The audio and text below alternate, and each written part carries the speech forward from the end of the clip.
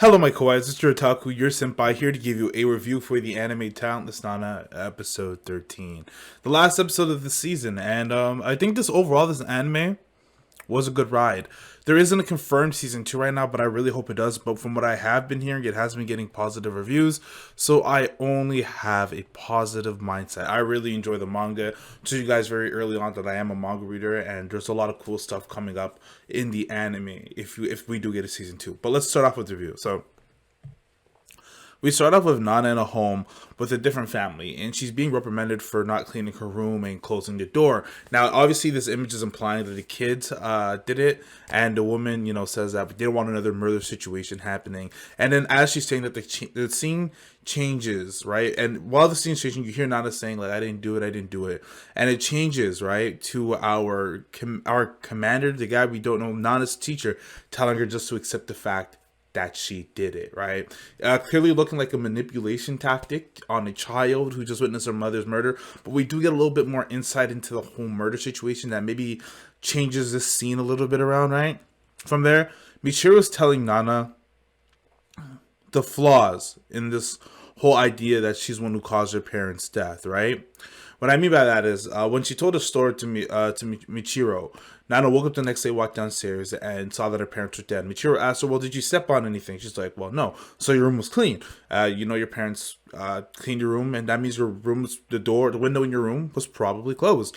And if that's it, right? Because you got home after you snuck out, you woke up to your parents dead, which means they would have had to have cleaned it while you were sleeping, which means that you're not the reason why your parents are dead. And it seems like Nana's having a hard time accepting it. Obviously, we just saw a scene in which she's being told to accept it. So clearly we're seeing that Nana's like kind of like reprogramming herself, and Michiru really helps her to get through that, and they get a lot closer because of that situation. And Michiru is telling Nana that she's always going to be there for her, right? Now, this manga always leaves inconsistencies and backstories through which you can kind of like see what's really going on. So I like the way they called back on Nana's backstory and say, "There's some issues here. Let me ask you a question. Is this true?" And the fact that Michiru was thinking so hard about that, because we saw her pondering when like Nana woke up the next day, and I just really appreciate Michiru's top 10 best friends ever. Now I like that too. So Onadara later on shows up asking Nana for help and to figure out the motives. And I like this because when he says he's having problems figuring out motives, this calls back to the fact that he can't figure out Nana's motives as to why she's killing all these people. Now, I've said before, he has a huge uphill battle to figure out why Nana's doing it, because you'd have to disprove a bunch of things to yourself. However, this might be a bigger problem for Onodera. Maybe he just doesn't understand people. I think Nana has a stronger grasp of a person than Onodera has. He's super smart, he's super analytical, but it seems when it comes to wanting to know why a person's doing something, it's not always intelligence. Sometimes it's emotional intelligence. Sometimes it's like, I need to know this person to know why they want to do it. What would a person get out of doing all of this, right? He's having problems figuring it out. He's trying to ask Nana for that, right? And of course, this is where it also leads me to the fact that Onadara has no friends, right? Maybe that's another reason why he can't understand people that well, because he has no friends at the school. He doesn't seem to care, but at the same time, he kind of always drops these jokes like he's trying to make friends, but maybe he's trying to make friends for real. Later on, Nana gets a visit from Jin, and he tells her that Michiru is having a meeting with some unknown person in a cottage near the sea, right? Now, from there, the scene's changing, and Onodera's finding a bunch of bloody clothes under the bed, right? And the scene goes from there, and Nana goes and asks Onodera for help, right? That's where she's going right now. We go to the woods, and Michiru is being attacked by this killer, right? At this point, we don't know who the killer is, right? But we figure it out. Now, Nana gets a call while she's on her way to save Michiru after seeing Onodera, because we don't see that conversation until later on. And she gets a call from Mr. Tsuruoka, her teacher. And at that moment, I like the fact that she like stood straight up as if he was there in front of her. And I think that's a showing of the type of control he has over her. He can make her physically do things while he's not even in the room with her, which speaks to maybe not his power, but his manipulation abilities. The fact that he's able to control this girl who's in an entirely different area from her with just his voice, right? But from what he says, right, he says that the money she's making while on this mission and all the money she's made before has been going to her aunt's account or a relative's account. I'm assuming it's an aunt because of the girl we saw in the flashback. But even though she didn't even really take care of Nana, right? And that the money that she's saving is for scholarship for kids who have lost their parents.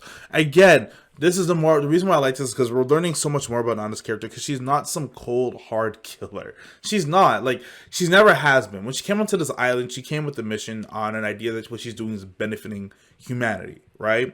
Now she's starting to understand that maybe what she's been told her whole life and what she believed was right is wrong. So now she's having some existential crises, right? But people would call her a heartless monster in these comment sections, and I'm like, if you're watching this show, that's clearly not true. She gave the necromancy girl a chance, but obviously found out that wasn't really a thing.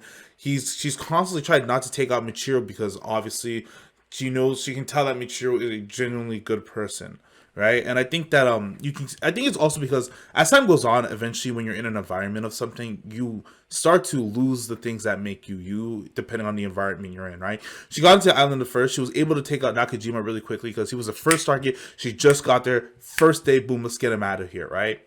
Future Seer got him out the next time. She was really quick. And then things started slowing down. She started getting into groups. She started getting to know people. And that's when you have to start thinking, oh, is what I'm doing okay? Right? From there, right? Michiro's being chased and mentions that Nana's going to save her. And the killer says something there that I found really interesting. He says, I sense a darkness from her heart, like she's always lying, right? And the reason why I wanted to point this out is because this shows that I think that a lot of people are constantly wondering, yo, these kids are stupid. And I've addressed this before, but I'm gonna take this in a different angle, right? These kids are stupid. These kids are dumb. They don't even have a brain cell. How are they not knowing it's Nana? And I've constantly defended, I've constantly given you reasons that the show has given you and shown you, and also have not shown you, but expected you to understand throughout the series. Clearly from this, there are some kids that have noticed that there's something off about it. They just either don't care, don't really want to take the time to figure it out, and don't necessarily know what it means. And that is something I think most people, if not teenagers for sure, most people would be like, yeah, I mean, something a little off, but honestly, everybody else likes her. Whatever. It's groupthink. You're in a group of people. Most of the people, the most popular people in your class seem to really like this girl, make her the class president. You're like, she's a little off, but I can't really put my tongue on it. I'll let it go. Who cares, right? And I also want people to realize that when you're watching anime, you have to understand that sometimes you can't view it anime from the lens of your social environment. What I mean by that is, Japan's the type of place that if someone falls on the floor, right? The country I'm in, if someone falls on the floor, you try to help them up, and if they drop things, you try to help them out, right? In Japan, it's actually like most people would just let you do what you're doing because it's embarrassing for you if somebody helps you. Like those are the type of kind of customary things you'll find in Japan. So you have to understand, if you have a society like that, do you think a bunch of high school students really care that much? Probably not. And you know what? That might explain all the time why in harem animes that all these MCs are getting all these girls by just being plain nice, because maybe most people in Japan don't care, right, or aren't nice, which obviously is a huge generalization. Don't take it like that, but I'm just giving you an example, right? From there, Michiro's being chased, and Nana takes the knife wound for her while the person stabs on her, right? We find out that it's Rentaro, the person who can astral project his body. Obviously, it was all led up because we saw the fact that he could play with things while he's in astral projection form, right? And then Nana maneuvers the knife to, like, when he's about to stab Donna, and tells Michiru to leave, right? Michiru doesn't want to leave, and she's kind of giving this really like, I don't want to leave, I can't. And then Nana gives this horrible speech about how she's nothing to her, I need you to go, blah blah blah blah. And it's like that kind of moment where at first I was like, ugh, because a cheesy thing's a cheesy thing, right? It's cheesy. She started telling her that, and then Michiru ran away, right? Here's my thing with that. Some people might have been like, why didn't you just run away automatically? But I think you have to understand personality types, right? Someone like Michiru, who's so blatantly she doesn't care about herself, she cares about helping others, right? To her, she's seeing Nana being stabbed and being hurt by her. She doesn't want to leave, right? The smart thing would be to leave because Nana told you to leave, but maybe you just can't. It's kind of like if you saw your friend and you're being attacked by a guy with a knife and your friend says, yo, you need to get out of here. Are you going to run away or are you going to try to help your friend? There's two different types of people, I think, in that type of situation, right? So you kind of have to look at it from that perspective. Because one thing I always like to do is I always try to put myself in that character's position and think about what this character, like knowing this character's characteristics, this character's mannerism, what this character is thinking, right? So if we're doing that, then I can kind of see where Michiru is coming from. It's less cheesy and like, yo, you're a horrible person, get away from me, to get her to leave, than what I originally had thought, right? So she's buying time for Onadara to find the body, right? And we get a flashback to them discussing the options that they have, which is we find out that Nana's like, I think it's this guy, and Michiru's going to meet him. I need you to find the body. You do this, I do that, and again, we're seeing them working together. This is like another moment of, I think, the author of us getting prepared to take us into the direction of these two working together, right? From there, we go back to what's going on right now, and Nana's bleeding out, and Michiru's actually saving her life, and Nana's telling her not to do it because we know that Michiro is lacking life force because she just passed out a while ago. From there, she wakes up and Michiro's passed out on the floor, and that's the end of the episode. Now, at first, I personally wasn't sure where it was going to end because I wasn't quite sure how much the one episode could get into, but I think this is a pretty good place to start because if we do get a season two starts off in a really great way, and from what's going on from when Nana's teacher comes to the island, and I think you have a lot to look forward to if there's another anime. If not, I highly suggest reading the manga. The manga is really good stuff. In hindsight, I think this is a really good series. I think a lot of people misjudged the series and probably didn't give it a chance, especially because they thought it was going to be like another Boku no Hero Academia ripoff show.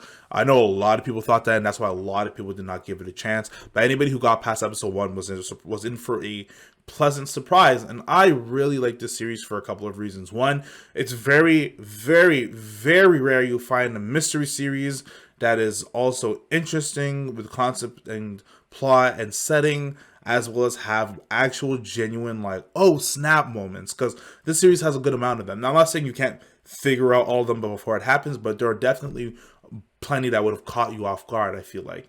And you don't always, and you also need a series that's really smart in the way they progress the plot, as well as this series is. And I think as a psychological mystery horror series, this series is mwah, chef kisses. So with that being said, that was my review for Talentless on episode 13. I just have one more thing to say. I'm Senpai and Matane. Thank you for watching and have a wonderful day, everybody.